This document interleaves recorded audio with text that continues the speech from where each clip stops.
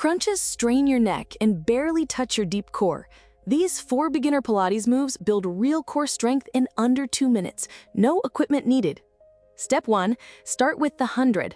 Lie on your back, knees bent to tabletop, and lift your head and shoulders off the mat. Pump your arms up and down at your sides, inhaling for 5 counts and exhaling for 5. Step 2. Do the pelvic curl. Lie on your back with knees bent, feet hip-width apart. Slowly peel your spine off the mat 1 vertebra at a time until your body forms a straight line from shoulders to knees. Step 3. Try the single leg stretch. Curl your head and shoulders up, pull one knee to your chest with both hands while the other leg extends low and straight. Switch legs in a smooth, controlled rhythm. Step 4. Finish with a forearm plank.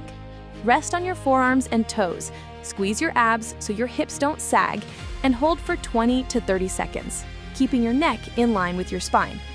Pro tip: never let your lower back arch off the mat during these moves. That means your core has checked out and your back is taking over. Which move felt toughest? Comment below. Follow Sikho for more. Visit Sikho.ai.